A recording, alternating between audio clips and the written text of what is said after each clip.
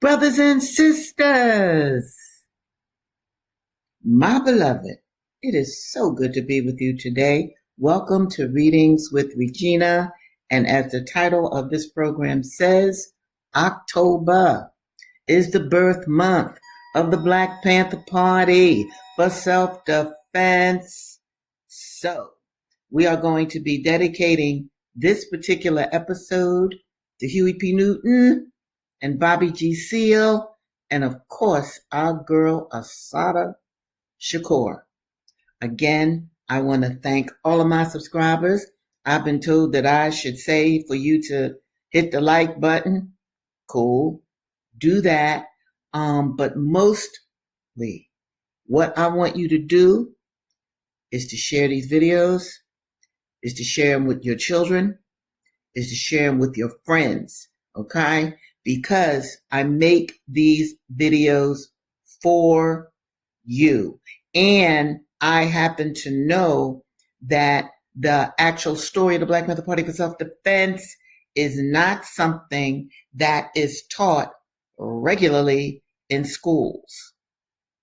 So I've made it part of my mission while I am on earth to share the saga, the legend, the truth about one of the greatest organizations ever produced in the Americas by Black people for Black people.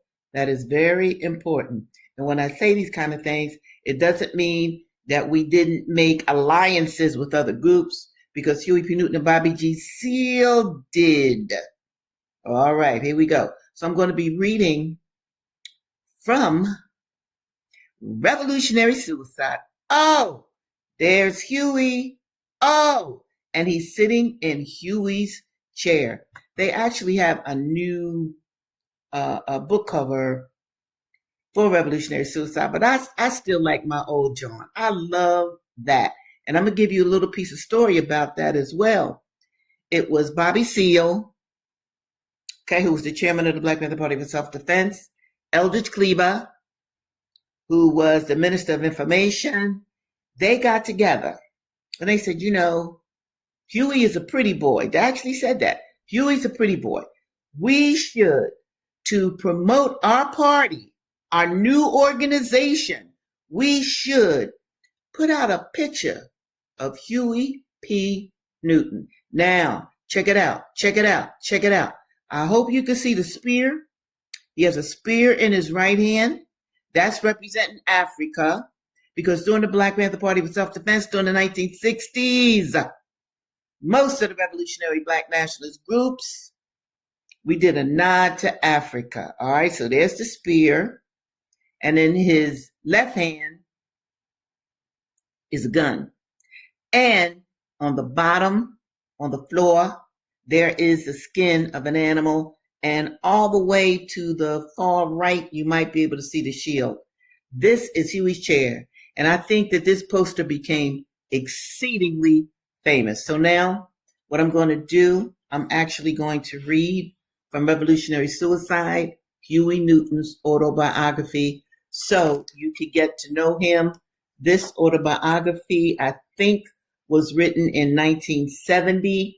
Huey was in solitary confinement. He was in jail. He was charged with killing a policeman and wounding another. Now, I want to just repeat to you, the Black Panther Party for self-defense was just that. Nobody went out shooting anybody, but one of the main reasons that the organization even came on the scene was to stop the constant police brutality and killings and murders of Black people. So, in fact, Huey Newton and Bobby Seale, when they got together, they decided to create a defensive organization that would challenge the murders that the police were committing on Black people. All right, here we go. I'm going to start with his dedication. For my mother and father, this is Huey now, for my mother and father, who have given me strength and made me unafraid of death, oh, and therefore unafraid of life. I love that. unafraid of death, and therefore unafraid of life. Go ahead, Huey. Yes, sir. Okay. Let's see, where do I want to go? Okay. I'm also going to now read. Huey wrote this tribute to little Bobby Hutton.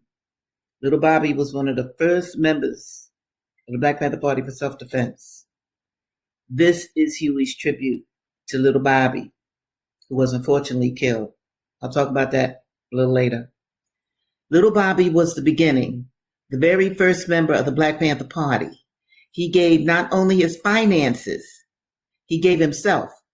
He placed himself in the service of his people and asked nothing in return, not even a needle or a piece of thread. He asked neither security nor high office, but he demanded those things that are the birthright of all men: dignity and freedom. He demanded this for himself and for his people. Like a bright ray of light moving across the sky, little Bobby came into our lives and showed us the beauty of our people. He was a living example of an infinite love for his people and for freedom. He served as a beacon that lights our way and leads us on in the struggle for life, dignity, and freedom. We salute little Bobby and his family for what they have given us. He was the beginning of the party. Let us make sure that his thinking, his desires for his people become a way of life. Yours forever, Huey P. Newton, Minister of Defense, Black Panther Party, April 1968. Little Bobby means something to me too. When I hit Oakland, California, ready to join the Black Panther Party for self-defense, one of the first places that the Panthers took me after orientation was to the building where little Bobby Hutton was killed, so that I could feel a part of this young brother. He was about 17 when he joined the party. He was also one of the members that went to Sacramento with Bobby Seale. Okay, this is Huey again. Revolutionary Suicide. A poem. Yes, this is Huey. Revolutionary Suicide. By having no family, I inherited the family of humanity. By having no possessions, I have possessed all. By rejecting the love of one, I received the love of all. By surrendering my life to the revolution, I found eternal life. Revolutionary Suicide, Huey P. Newton. Okay. Part 1. Huey again. During those long years in the Oakland public schools, I did not have one teacher who taught me anything relevant to my own life or experience. That's Huey P. And then, starting out, that's chapter 1. There is a, wait a minute, I think I skipped some, I did. Wait a minute, I want to share this with you. It's a quote that is in this book that I want you to know about. Here it is. A manifesto. Let a new earth rise.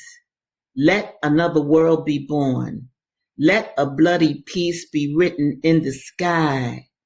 Let a second generation full of courage issue forth. Let a people loving freedom come to growth. Let a beauty full of healing and a strength of final clenching be the pulsing in our spirits and our blood. Let the martial songs be written. Let the dirges disappear. Let a race of men now rise and take control. Now, that excerpt is from a poem called For My People by Margaret Walker. And the publishers to put together Huey Newton's book, right? They put that excerpt in, and it's called A Manifesto. But I want you to know about the poet Margaret Walker. She's also a novelist. Okay, look her up. And this poem is a beautiful poem. It's a long poem, but we just had an excerpt here. And again, it's called For My People. Let a race of men now rise, yo, and take control. All right, here we go. Starting out. Life does not always begin at birth. My life was forged in the lives of my parents before I was born, and even earlier in the history of all Black people. It is all of a piece. I have little knowledge of my grandparents or those who went before. Racism destroyed our family history. My father's father was a white rapist. Both of my parents were born in the Deep South. My father in Alabama, my mother in Louisiana. In the mid-30s, their families migrated to Arkansas, where my parents met and married. They were very young, in their mid-teens. Some said too young to marry, but my father, Walter Newton, is a very good talker. And when he decided he wanted Armelia Johnson for his bride, she found him hard to resist. He has always known how to be charming, even today. I love to see his eyes light up with that special glow when he gets ready to work his magic. They were married in Parkdale, Arkansas, and lived there for 7 years before moving to Louisiana to take advantage of better employment prospects. My father was not a typical Southern Black man in the 30s and 40s. Because of his strong belief in the family, my mother never worked at an outside job. Despite 7 children and considerable economic hardship, Walter Newton is rightly proud of his role as family protector. To this day, my mother has never left her home to earn money. My father believed in work. He worked constantly in a variety of jobs, usually holding several at one time to provide for us. During those years in Louisiana, he worked in a gravel pit, a carbon plant, in a sugar mill, and sawmills. He eventually became a railroad brakeman for the Union Sawmill Company. This pattern did not change when we moved to Oakland. As a youngster, I well remember my father leaving one job in the afternoon, coming home for a while, then going to the other. In spite of this, he always found time for his family. It was always high quality time when he was home. In addition, my father was a minister. Ho! He pastored the Bethel Baptist Church in Monroe, Louisiana, and later assisted in several of the Oakland churches. His preaching was powerful, if a little unusual. The Reverend Newton planned his sermons in advance and announced the topic a week early, but he never seemed able to preach the sermon he had chosen. Eventually, he adopted the practice of stepping right into the pulpit and letting the Spirit move him to deliver whatever message was appropriate. As a child, I swelled up with pride to see him up there leading church services, moving the congregation with his messages. All of us shared the dignity and respect he commanded. Walter Newton is not particularly a tall man, but when he stepped into that pulpit, he was the biggest man in the world to me. My mother likes to say that she married young and finished growing up with her children. And this is true. Only 17 years separate her from Lee Edward, the oldest child in the family. When my older brothers and sisters were growing up in Louisiana, mother was one of their best playmates. She played ball, jack rocks, and hide and go seek. Sometimes my father joined in, rolling tires and shooting marbles and keeping the rules straight. This sense of family fun and participation has helped to keep us close. My parents are more than the word usually implies. They are also our friends and companions. My mother's sense of humor affected all of us. It was pervasive, an attitude toward life that led us to insight, affection, humor, and understanding with each other. She helped us to see the light side even in the most difficult situations. The lightness and balance have carried me through some difficult days. Often, when others expect to find me depressed by difficult circumstances, and especially by the extreme condition of prison, they see that I look at things in another way. Not that I am happy with the suffering. I simply refuse to be defeated by it. That was Huey P. Newton. And once again, when this book was written, Huey was in lockdown. Huey was in solitary confinement. All right. So here we go. Now I'm going to switch books and go to the autobiography of Bobby Seale. Now, let me just take a minute to explain a few things that I've noticed. A Lonely Rage was written in 1978.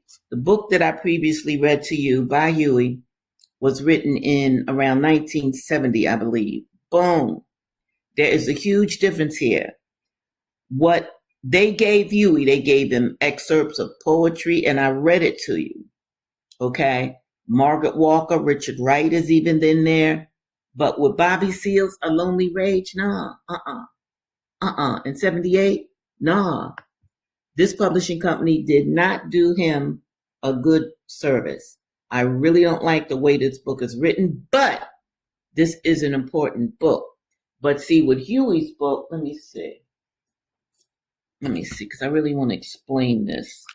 Huey had, I think it was Toni Morrison. No, not Toni. She helped him write To Die for the People. Huey had an assistant writer, J. Herman Blake. Bobby didn't. That's why Huey's book is much cleaner, much smoother than Bobby Seale's book, A Lonely Rage. But let me just say this.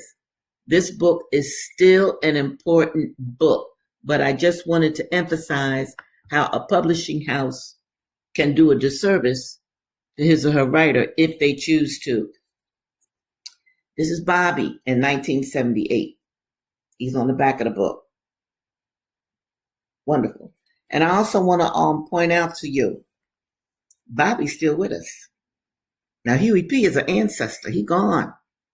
Bobby's still here. Y'all should look him up for what sacrifices he gave because he loved his people. All right. I shall begin A Lonely Rage. This is part 1. Again, no poems, no excerpts, no nothing. All right. They just let Bobby riff. Okay. So this book is not as, how can I put it, written as sophisticatedly, I'll say, as Huey Newton's work. All right, here we go. Okay, this is called Nasty Niggas and Jesus Christ. The first time I saw the fat man was out in front of the house my daddy was building. His father was building a house. The fat man was sitting in the cab of his old black panel truck with a shiny knife in his hand, peeling an apple, talking to my daddy. The long red apple peeling got longer as the fat man turned the apple against the knife. My daddy went into the house. I stood there, amazed at how the fat man cut the apple peeling with the knife. Can I play with that? This knife? He looked at me. No, he said. How come? I asked. You'll cut yourself. Too sharp, boy. He had a hefty, growly voice. The way he looked at me had almost made me scared, but I asked again. Let me cut with it, I whined. He stepped down out of his truck. His fat, sweaty face scared me now. Would he whip me? I took a few steps backwards. I'm going to cut them ears off. My ears? I stood there. I'd seen a knife stuck in the throat of a goat once, and I ran when that goat bled out. I remembered the gush of blood. Then the fat man jumped at me, holding the knife out in his hands. I'm going to cut them ears off, he growled at me. Come here. I cut out running around the side of the house. I stayed near Mama the rest of the day. Bobby's around 6 or 5 at this time. When we came to Port Arthur, Texas, my daddy worked on a job in the daytime and built our first house on the weekends. And in the evenings after work, he would work on our house into the night, aided by an electric light with a long black cord attached to it. He'd take a handful of nails and his hammer and hit nail after nail square on the head, powerful hammering blows, driving them into the wood. He'd never miss a nail, and all of a sudden, some loose piece of wood would be structurally tight and in place. Our house was just about finished one evening, and Daddy had been painting the front till he'd painted his way to the porch. He gave me a paintbrush. I tried to imitate his snappy but smooth moves, slapping and brushing as I helped smooth the paint over the fresh-smelling pine wood, now dominated by the smell of paint. I thought the bright pink paint really looked good. The next day, when I saw it, I could have cried. Mosquitoes were stuck all over our fresh pink paint. Mama told me we were going to move to San Antonio. When? As soon as your daddy gets back. When is he coming back? Next week. How far is San Antonio, Mama? It's a long ways away. Is Daddy going to Jasper? Nope. He went to San Antonio. Why? He got a job working for the government. What kind of a job is that? A wartime job. We're talking now about World War II. Is Daddy building houses with the war job? I don't know, Bobby. He'll be back, and then you ask your daddy. Is we going to move when Daddy get back? Yes, Bobby, she laughed. Now go on and play and stop asking so many questions. I was glad at first. I had seen the fat man in his old black truck pass by the front of our house a number of times. But now that we were moving, I really didn't want to leave that house, and my mama didn't either. I watched the trees pass by as we sped down the long road in my daddy's new car. I watched all the green grass and fields of things growing. The world seemed to get bigger and bigger as we drove. I missed our house already. Mama and Daddy had decided to rent our house instead of selling it. Daddy wanted to sell it, but Mama had argued and won. I told Mama that I didn't want to leave our house. Mama picked me up and sat me on her lap, sort of talking to herself and me. She cried, so it made me cry. Then she said to me, Bobby, you always remember this is our house, our home. Someday you're going to grow up and be a carpenter like your daddy, and you're going to build a house. I can build one, Mama? I spouted with confidence. Bobby, you can build one now, she laughed with delight and tears on her face. But when you grow up, you can. Your daddy helped his daddy build homes when he was 13. I'm going to repeat that. Your daddy helped his daddy build houses when he was 13. I have to wait that long? I wished I was bigger. All right. I'm gonna stop right there. I'm gonna stop right there because first of all, I wanna make a comment.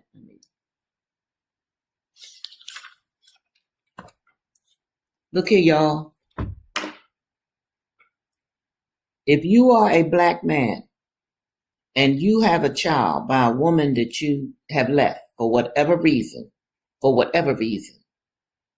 brothers, you must stay in your children's life.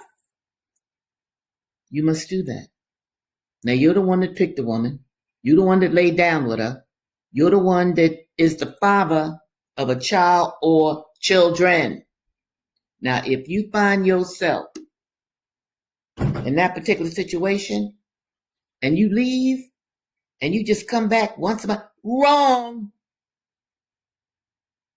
How in the world are we going to create a great nation? Notice that both Huey Newton's father was there. Bobby Seale's father was there. Notice that their mothers did not work outside of the house. The mothers raised the children. Now, I wanted to share that with you because I want you to think about it. Now I'm going to go to our girl, Assata. Yes, I haven't forgotten about her. This is the month of October, and the month of October is the month of the Black Panther Party for Self-Defense.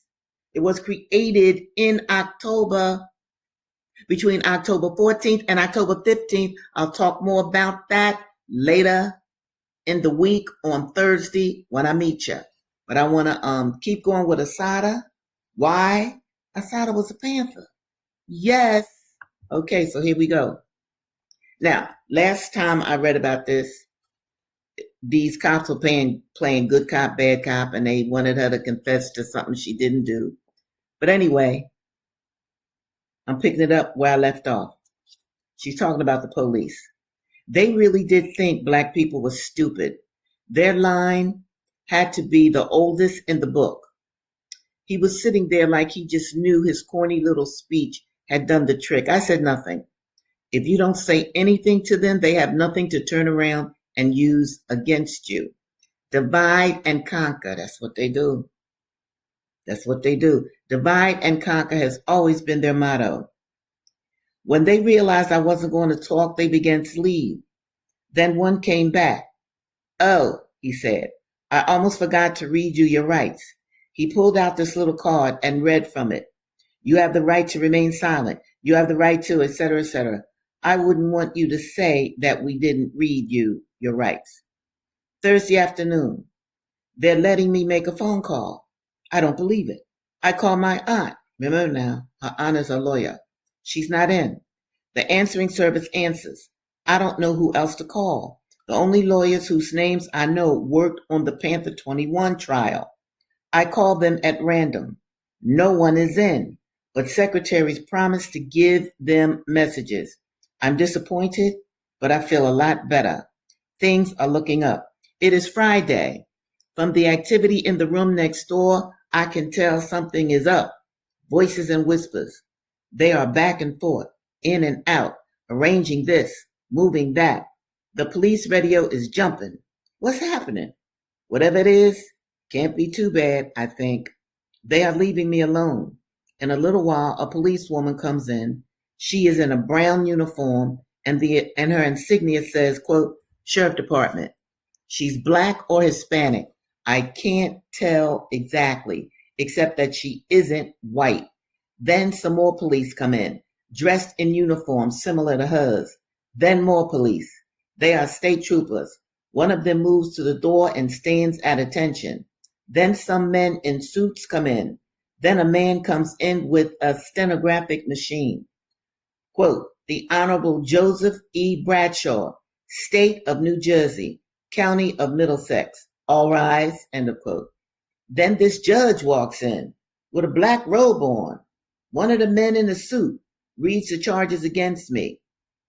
We are here today to serve complaints upon you for the matters arising out of the shooting of May 2nd of 1973. I will read you the complaints, leave copies with you of the charges that will be pending against you. The judge will then advise you on the arraignment of such rights you may have. You are charged under complaint number 119977 by Detective Toronto, New Jersey State Police, who says on the 2nd of May, 1973, within the confines of the township of East Brunswick, County of Middlesex, that you unlawfully and illegally resisted a lawful arrest being made by New Jersey State Trooper James Harper by discharging a dangerous pistol and wounding the said James Harper and fleeing the scene of the incident, all in violation of NJS 2A8599.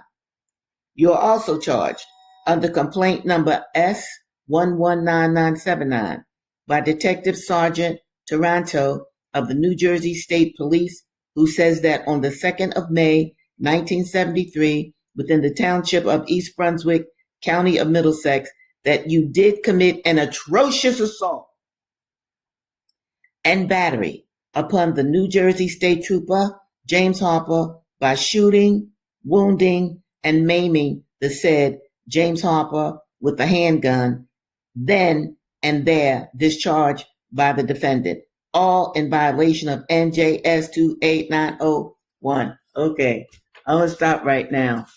I mean, the list of charges that they charge Assata with, Assata, who's laying in her bed, shot up herself, is a whole list of charges that they have against her. I will certainly pick this back up on Thursday, but even before I go for today, I want to remind you, Black people, you must know your history. You must know about the people who fought in your honor to preserve your dignity. You need to know about these people. You need to pray for them if they are ancestors. And like I said, Bobby Seale is still around. I just talked to him the other day. Now he's still around. Y'all should reach out to him, tell him what he means to you. I think on his Facebook, I guess. I'm not really on Facebook, so I don't really know. But I don't think that he's done much on Facebook. But anyway, look him up, find him, search him out, thank him. Okay? Now, reading these autobiographies are good for you. They're good for your children. They're good for all Black people. Nobody is going to tell you your history who doesn't love you as a race. All right? And even those who do talk about your history, it might be in a limited manner. I want to go all the way live deep with you. I want you to understand your place on this planet. I want us to create a new culture that is very helpful for the next generation coming after us. Because you have to understand that the people who hate us made sure that they stopped the 60s and 70s accomplishments so that we could have a crazy kind of a culture today that does not relate back to the best interests of Black people. I think you feel me on that. Anyway, I love you deeply. Know that I pray for you every night and every day. Do share my videos, and I will see you on Thursday. And in the meantime, in between time, take real good care of yourself. Do something Black for yourself and Black people.